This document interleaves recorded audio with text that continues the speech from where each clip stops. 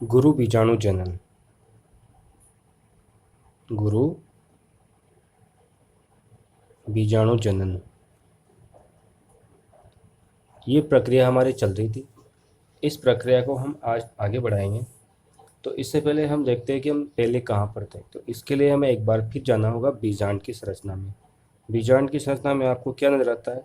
सबसे अंदर ही अंदर तो क्या नज़र आता है आपको? ये भ्रूण कोश नज़र आता है। इसके बाहर ये मृदुत्व की कोशिकाओं का बना क्या पाया जाता है?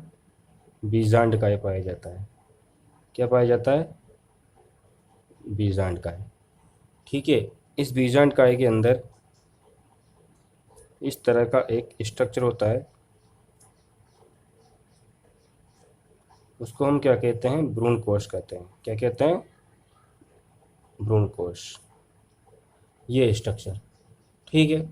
इसके बाद इसके चारों तरफ कुछ और स्ट्रक्चर पाए जाते हैं। मैं आपको बताता हूँ। इस तरह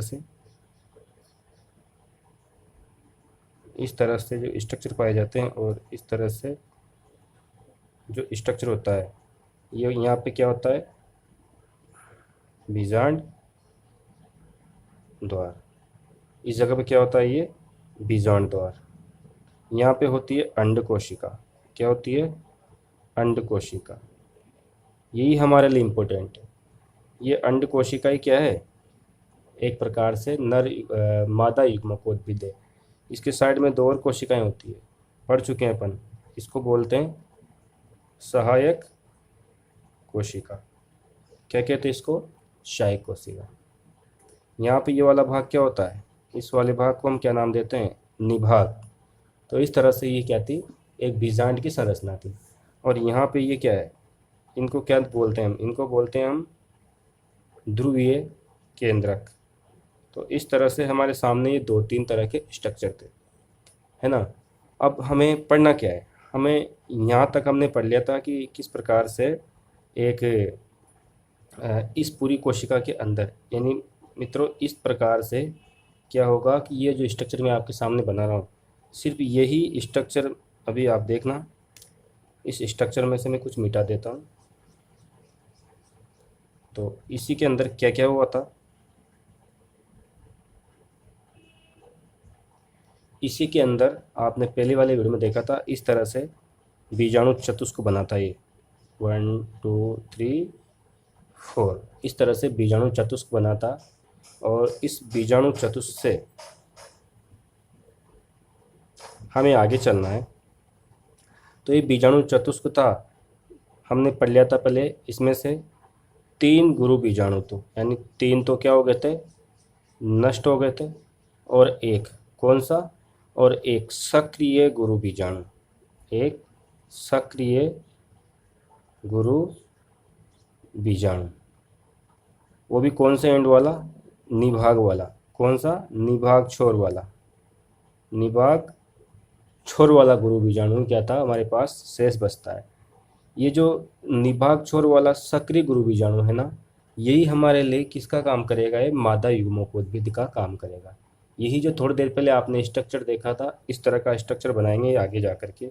कि अभी तो ये इस प्रकार का स्ट्रक्चर आपको दे रहा है, धीरे धीरे क्या होगा? इस गोले को मैं बना रहा हूँ, ये हमारे पास क्या होगा?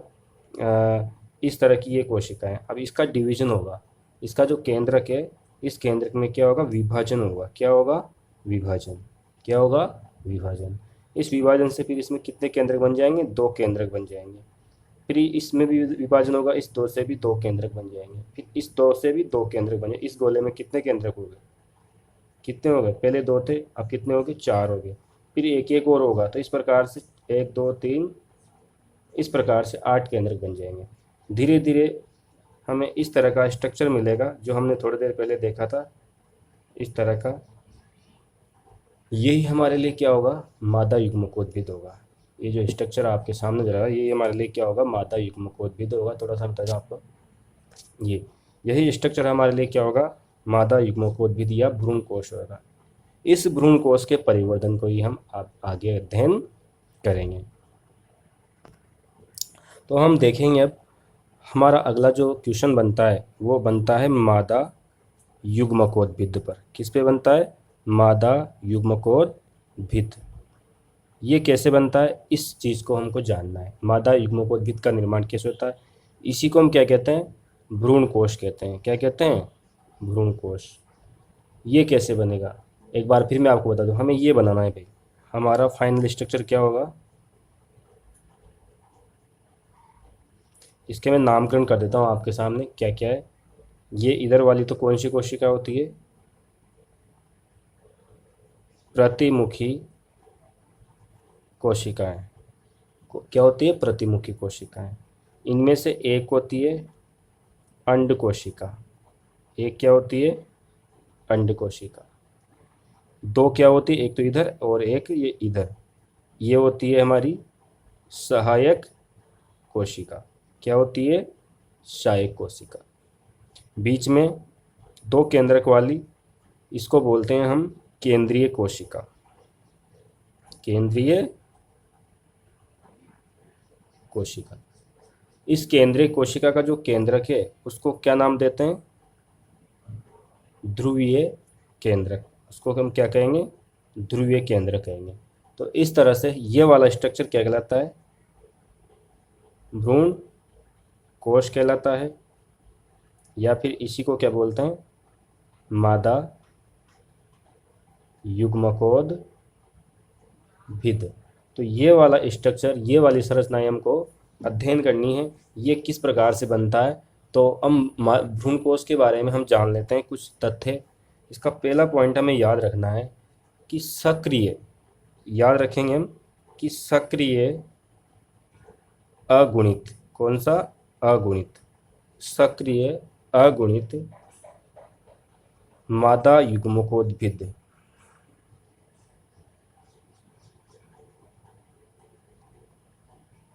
मादा युग्मकोद्भिद, इसकी प्रथम कोशिका कौन होती है, इसकी प्रथम कोशिका। कि भाई ये 8-10 कोशिकाएं बनती है ना, तो प्रथम कोशिका कौन होती है, तो प्रथम कोशिका का नाम क्या है, प्रथम कोशिका का नाम क्या है, सक्रिय अगुणित गुरु बीजाणु। क्या नाम देंगे, सक्रिय अगुणित गुरु बीजाणु। ये इसकी प्रथम कोशिका होती है। तो इसी से इसका स्टार्ट होगा, किस प्रकार से हम यहाँ पर पूरी तरह से भ्रूण कोश का विकास का अध्ययन करेंगे। ठीक है, चलते हैं आगे। तो मित्रों, हमारे सामने सबसे पहले वाली स्थिति क्या थी, हमारे सामने ये वाली स्थिति थी कि हमारे पास 4 गुरु बीजाणु थे। कितने गुरु बीजाणु थे, 4। 4 में से क्या होगा, ये 3 तो क्या हो जाएंगे, नष्ट हो जाएंगे। 3 क्या हो जाएंगे, नष्ट। कौन नष्ट हो जाएंगे, किस तरह के नष्ट हो जाएंगे, और एक जो गुरु बीजाणु बचेगा वो हमारा क्या कहलाएगा, सक्रिय गुरु बीजाणु। अब ये सक्रिय गुरु बीजाणु क्या करेगा, इसके बारे में क्या है, ये सक्रिय गुरु बीजाणु क्या करेगा, बीजांड काय से पोषण प्राप्त कर लेगा। इसके चारों ओर क्या होगा, बीजांड काय। ठीक है ना, तो ये क्या करेगा, बीजांड काय से पोषण प्राप्त कर लेगा। बीजांड काय से पोषण, जब इसको बीजांड काय से पोषण मिलेगा तो ये क्या हो जाएगा, ये हो जाएगा आकार में बड़ा। क्या हो जाएगा, आकार में बड़ा। जब इसको सक्रिय गुरु बीजाणु से पोषण मिलेगा तो ये क्या हो जाएगा, आकार में बड़ा हो जाएगा। आकार में बड़ा होने के बाद इसमें क्या क्या परिवर्तन आएंगे, देखिए आप, देखिए। तो ये हमारा अभी फिलहाल वाला स्ट्रक्चर, ये देखिए आप, हमारे पास क्या है, ये सक्रिय गुरु बीजाणु। ठीक है, ये क्या बचा, सक्रिय गुरु बीजाणु। ठीक है, अब सक्रिय गुरु बीजाणु आकार में बड़ा हो गए पहले इस तरह से, और इसके जो ऊपर के 3 थे वो तो क्या हो गए, नष्ट हो गए। 3 गुरु बीजाणु तो क्या हो गए, नष्ट हो गए। अब ये मुख्य है, तो इसमें क्या हो जाएगा, इसमें क्या क्या परिवर्तन आ जाएगा। अगला परिवर्तन देखिए आप, इसमें क्या होगा, इसके चारों तरफ, इसके केंद्र के चारों ओर छोटी छोटी छोटी छोटी क्या बन जाएंगी, रिक्तिकाएं बन जाएंगी। क्या बन जाएंगी, रिक्तिकाएं। ये रही, ये रही, ये रही। तो जो सक्रिय गुरु बीजाणु है, सक्रिय गुरु बीजाणु में क्या बन जाएंगी, छोटी छोटी रिक्तिकाएं बन जाएगी। और फिर क्या होगा, ये जो है, जो रिक्तिकाएं हैं, ये इकट्ठी होकर एक बड़ी रिक्तिका बना लेगी। क्या बना लेगी? बड़ी रिक्तिका बना लेती है। तो उससे पहले यहाँ पे एक काम होगा कि ये जो केंद्रक है, इस केंद्रक में डिवीजन हो जाएगा, और एक केंद्रक ऊपर और एक केंद्रक नीचे, और बीच में क्या हो जाएगी? एक बड़ी रिक्तिका। इसको मैं नाम देता हूँ, ये क्या है? रिक्तिका। बीच में बड़ी रिक्तिका, ये केंद्रक और ये केंद्रक। ठीक है। अब ये जो कितनी बार विभाजन हो गए केंद्रक में? केंद्रक में 3 बार विभाजन हो गया। तो फर्स्ट हो गया भाई, क्या हो गया? फर्स्ट डिवीजन हुआ। फर्स्ट में क्या हुआ? 2 केंद्रक बन गए। अगला होगा, अगले में क्या होगा? फिर इसी में अब रिक्तिका थोड़ी क्या हो जाएगी? छोटी हो जाएगी। अब 2 केंद्रक ऊपर, 2 केंद्रक नीचे बन जाएंगे। ठीक है। इसके बाद ये सेकंड डिवीजन हो गया। थर्ड में क्या होगा? वापस थर्ड में भी वही होगा।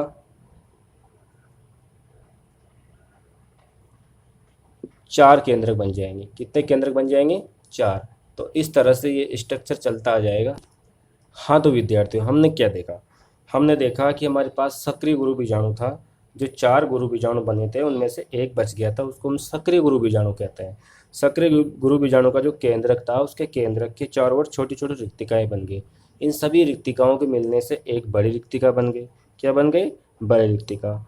बड़ी रिक्तिका का जो बड़ी रिक्तिका बनने के बाद क्या होगा कि जो केंद्रक है, उस केंद्रक में 3 बार क्या होंगे? मुक्त केंद्रीय विभाजन होंगे। मुक्त केंद्रीय विभाजन, 3 बार मुक्त केंद्रीय विभाजन होंगे। जिसमें क्या होगा? प्रथम विभाजन की बात करते हैं हम। प्रथम विभाजन, इसमें क्या होगा? प्रथम विभाजन होगा तो उसमें हमें 2-3 चीज़ें देखने को मिलेगी। तो प्रथम विभाजन से 2 केंद्रक बनेंगे भाई। प्रथम विभाजन से कितने केंद्रक बनेंगे? 2 केंद्रक। हम पढ़ ही चुके हैं, ये देखिए, प्रथम विभाजन से 2 केंद्रक बनते हैं। ठीक है। और उसके बाद क्या होगा? जो ये जो रिक्तिका है ना, इस रिक्तिका के दीर्घीकरण के कारण कोनों पे चले जाते हैं। एक तो चला जाएगा किसकी तरफ? मान लीजिए ये निभाग है, एक तो चला जाएगा निभाग की तरफ, और एक कहाँ चला जाएगा? बीजांड द्वार। मान लीजिए ये कौन सा हिस्सा है? बीजांड द्वार। ठीक है। एक चला जाएगा निभाग की और एक चला जाएगा बीजांड द्वार की ओर। अब सेकंड विभाजन, द्वितीय विभाजन। द्वितीय विभाजन में क्या होगा? द्वितीय डिवीजन होगा। उसमें क्या होगा कि प्रत्येक केंद्रक 2 बार विभाजित होगा। कितनी बार होगा? 2 बार। ये फर्स्ट बार हुआ तो 2 बने, फिर 2 बार होगा तो प्रत्येक केंद्रक 2 बार विभाजित होकर 4 मतलब कुल 8 केंद्रकों का निर्माण कर देते हैं। 2 बार विभाजन होगा प्रत्येक केंद्रक में, और हमें कितने केंद्रक मिल जाएंगे भाई? हमें 8 केंद्रक मिल जाएंगे। कितने केंद्रक मिल जाएंगे? 8 केंद्रक। और प्रत्येक ध्रुव पर अब क्या होगा? इसके बाद की प्रोसेस आप देखिए। इसके बाद क्या होगा? इसके बाद क्या होगा? जो ध्रुव था ना, ये हमारा भ्रूण कोश है भाई। क्या ये भ्रूण कोश बन रहा है? तो उसमें हम देखते हैं कि ये जो 3 केंद्रक तो ऊपर ही रह जाएंगे, इसमें भी ऐसा होगा। और इनमें से एक एक केंद्रक कहाँ आ जाएगा? मध्य में आ जाएगा। और इस मध्य में आने वाला जो केंद्रक है, ये कहाँ से आया था? बोलो, ध्रुव से आया। तो इसको क्या बोल देंगे? ध्रुवीय केंद्रक। कहाँ से आया था? ये ध्रुव से आया था, इसलिए इसको क्या नाम दे दिया? ध्रुवीय केंद्रक। ठीक है। अब आगे की प्रोसेस क्या होगी? आगे की प्रोसेस में ये होगा कि चारों जो दोनों केंद्रक है ना, ये दोनों केंद्रक ये बाद में क्या हो सकते हैं? संयुक्त हो सकते हैं। क्या हो जाते हैं? बाद में जाकर संयुक्त हो जाते हैं। कब संयुक्त होते हैं? निषेचन के समय ये संयुक्त हो जाते हैं। और इसी को नाम क्या दे दिया जाता है? इसी का नाम एक तो ध्रुवीय केंद्रक है, और इन्हीं को बोल देते हैं हम संयुक्त केंद्रक। इसी को क्या कह देते हैं? संयुक्त केंद्रक। इसी को हम क्या नाम दे देते हैं? संयुक्त केंद्रक। फिर ये संयुक्त केंद्रक बन जाते हैं। इसी को हम क्या नाम दे देते हैं? संलीन केंद्रक, क्योंकि ये लीन हो जाते हैं आपस में। तो कितने नाम हो गए? तो मैं दोबारा से बता रहा हूँ यहाँ से। सबसे पहले सक्रिय गुरु बीजाणु है। सक्रिय गुरु बीजाणु आकार में बड़ा हो जाएगा, उसकी चारों ओर रिक्तिकाएं बन जाएगी। रिक्तिकाएं बनने के बाद ये एक बड़ी सी रिक्तिका बन जाएगी। जो ये केंद्रक है उसका डिवीजन हो जाएगा। इसका जो केंद्रक है ना गुरु बीजाणु का, उसमें डिवीजन होगा। डिवीजन होने से क्या बन जाएगा? हमें डिवीजन होने से हमें 2 केंद्रक मिलेंगे, और इसमें 3 बार डिवीजन हो गए, यानी 1 से 3 और केंद्रक बनेंगे। टोटल मिला के एक तो ये और 4 केंद्रक, यानी एक गुरु बीजाणु में, सक्रिय गुरु बीजाणु में कुल 8 केंद्रक बन जाएंगे। कितने केंद्रक बन जाएंगे? 8 केंद्रक। ठीक है। उसके बाद क्या होगा, अब हम बात करते हैं इनका क्या होगा। यहाँ पर जो हम पढ़ रहे हैं इस वाले में, तो इसमें एक काम होगा कि जो ये संयुक्त केंद्रक है ये वाले, इन सभी केंद्रकों के चारों ओर, इन सभी केंद्रकों के चारों ओर, इसको मैं यहाँ से थोड़ा ऊपर ले जा रहा हूँ, ये जो सभी केंद्रक है इन सभी केंद्रकों के चारों ओर क्या बन जाएगी? झिल्लियाँ बन जाएंगी भाई। क्या बन जाएंगी? झिल्लियाँ। तो इन एक तो यहाँ बन गई, इसी तरह से नीचे की तरफ भी आप देखोगे तो यहाँ पर भी क्या हो जाएगा, इनके चारों ओर झिल्लियाँ बन जाएंगी। तो इस वाली कोशिका का नाम मैंने आपको बताया था पहले, इसको हम क्या कहते हैं? इसको हम प्रतिमुखी कोशिकाएं कहते हैं। प्रतिमुखी केंद्रक बोल दो, या इसको हम बोल देंगे प्रतिमुखी कोशिकाएं। समझ में आ रही बात आपको? ये प्रतिमुखी कोशिकाएं। और नीचे वाली में भी हमें 3 कोशिकाएं मिलती है, इनको हम कहते हैं, एक का नाम तो सहायक कोशिका, और एक का नाम क्या है हमारे पास? अंड कोशिका। ठीक है, एक सहायक कोशिका, एक अंड कोशिका, एक सहायक कोशिका, एक हमारे पास अंड कोशिका। बीच में 2 केंद्रक है हमारे पास, इनका नाम तो मैंने बता दिया आपको, कितनी बार बताऊं? ध्रुवीय केंद्रक। जो ध्रुवीय केंद्रक, जिस पूरी कोशिका है, इस पूरी कोशिका को क्या बोल देते हैं? केंद्रीय कोशिका। या इसी का क्या नाम हो जाएगा? संलीन कोशिका। इसी को हम क्या नाम दे देंगे? केंद्रीय कोशिका या संलीन कोशिका। तो इस तरह से हमारे पास क्या बना? ये भ्रूण कोश बन गया। अब भ्रूण कोश में क्या क्या स्थिति हमें देखने को मिलती है? ये बीजांड द्वार वाला हिस्सा है, ये जो ये हिस्सा है, ये कौन सा हिस्सा है? बीजांड द्वार वाला हिस्सा। तो बीजांड द्वार की तरफ कितनी कोशिकाएं होती है? 3 कोशिकाएं होती है। सहायक कोशिका, 2 तो सहायक कोशिका, और एक होती है अंड कोशिका। तो हमारे पास 2 नाम यहाँ पे आ जाते हैं। 2 चीज़ें हमें याद रखनी है कि इधर वाला हिस्सा है तो ये तो कहलाता है अंड उपकरण, जो नीचे वाला हिस्सा है वो क्या कहलाएगा? अंड उपकरण। उसको क्या नाम देंगे हम? अंड उपकरण। जो नीचे वाला हिस्सा है इसको क्या नाम देंगे? अंड उपकरण। ठीक है, याद रखना। अंड उपकरण में क्या क्या होता है, देखिए हमारे पास जो अंड उपकरण है, इस अंड उपकरण में 2-3 चीज़ें हमें नज़र आती है। अंड उपकरण में 2 तो हेल्पर सेल, सहायक कोशिका, और एक सेल। तो सहायक कोशिका, 2 सहायक कोशिकाओं और एक अंड कोशिकाओं से मिलने से जो संरचना बनती है उसको हम क्या बोलेंगे? अंड उपकरण बोलेंगे। क्या बोलेंगे? अंड उपकरण। उसके बाद इसकी बात करते हैं ऊपर वाले एंड में। तो ऊपर वाले एंड में हमें 3 कोशिकाएं दिखाई देती हैं, उनको हम क्या कहते हैं? प्रतिमुखी कोशिकाएं। तो एक भ्रूण कोश के बारे में पढ़ रहे हैं। भ्रूण कोश किसका हिस्सा है? भ्रूण कोश एक बीजांड का ही हिस्सा है। ठीक है, यह किसका काम करेगा? यह काम करेगा किसका? मादा युग्मकोद्भिद का। और इसी में से क्या होगी? बाहर से आकर के क्या मिलेगी? इसमें ट्यूब मिलेगी, जिसको हम पोलन ट्यूब कहेंगे या पराग नली कहेंगे। इससे पहले हमने पढ़ा था, उस वो जो स्ट्रक्चर था उसी को हम यहाँ पे करेंगे। तो एक जो आवर्त बीजी पादप है उसके बारे का में हम थोड़ा सा हिसाब लगा लेते हैं। आप सबको भी याद होगा कि एक आवर्त बीजी पादप है ये। तो एक आवर्त बीजी पादप, एक आवर्त बीजी पादप का जो भ्रूण कोश होता है, आवर्त बीजी पादप के भ्रूण कोश में 8 तो क्या होती है? 8 तो क्या होते हैं? केंद्रक, और 7 क्या होती है? सेल्स। इसको काउंट करना सीख जाना चाहिए अपन को। इसको पोलीगोनम प्रकार का भ्रूण कोश कहते हैं। पोलीगोनम प्रकार का भ्रूण कोश। क्यों? क्योंकि इसमें हमने देखा था, ये एक बार और मैं आपको बता देता हूँ, एक बार फिर बता देता हूँ।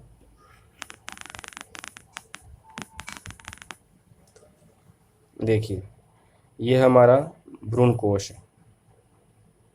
ठीक है, इसमें तीन तो ये प्रतिमुखी कोशिकाएं, तीन अंड कोशिका, एक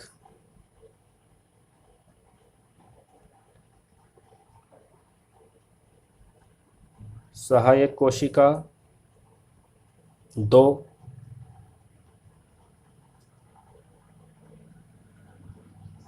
केंद्रीय कोशिका, एक। तो कोशिकाएं गिनो कितनी हो गई, तीन और एक चार, एक पाँच और दो सात, कितनी कोशिकाएं हो गई, 7 सेल्स, 7 सेल्स। अब 7 कोशिकाओं में कितने केंद्रक, 1 गिनना, 1 2 3 4 5 6, 6 तो ये हो गए, और दो अंदर मध्य में 7 और 8। इस तरह से जो 7वां और 8वां जो केंद्रक है उसको हम क्या बोलते हैं, ध्रुवीय केंद्रक। क्या बोलते हैं, ध्रुवीय केंद्रक। ये बाद में ये मिल जाएगा तो क्या नाम दे देंगे, संलीन केंद्रक। क्या नाम दे देंगे, संलीन केंद्रक।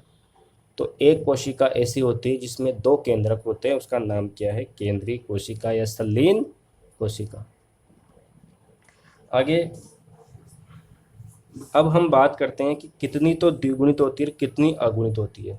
तो हम इन प्रतिमुखी कोशिका की बात करें तो कैसी है ये बोलो, ये अगुणित है। प्रतिमुखी कोशिका कैसी, अगुणित, क्योंकि एक कोशिका एक केंद्रक, एक कोशिका एक केंद्रक। इधर भी देखेंगे सहायक कोशिका 2 होती है, ये भी कैसी होती है, अगुणित होती है। अंड कोशिका भी कैसी होती है, अगुणित होती है ना। तो कितनी कोशिकाएं अगुणित हो गई, 6 सेल्स, 6 कोशिकाएं तो कैसी हो गई, अगुणित हो गई। और एक कोशिका कैसी हो गई, द्विगुणित हो गई। कितनी हो गई, द्विगुणित, क्योंकि इसमें 2 केंद्रक हैं इसलिए उसको क्या बोलेंगे हम, द्विगुणित। तो ये तो हो गई 2n और ये हो गए। तो 6 कोशिकाएं तो कैसी होती है, अगुणित, और एक कोशिका कैसी होती है, द्विगुणित होती है। ठीक है, तो इस तरह से हमको याद रखना है 7 कोशिकाओं तो एक द्वितीय केंद्रक होता है बाद में ना। तो इस तरह से मैंने आपको समझाने की कोशिश की है, फिर क्लास में आपको सारी चीज़ें समझ में आएगी। ठीक है।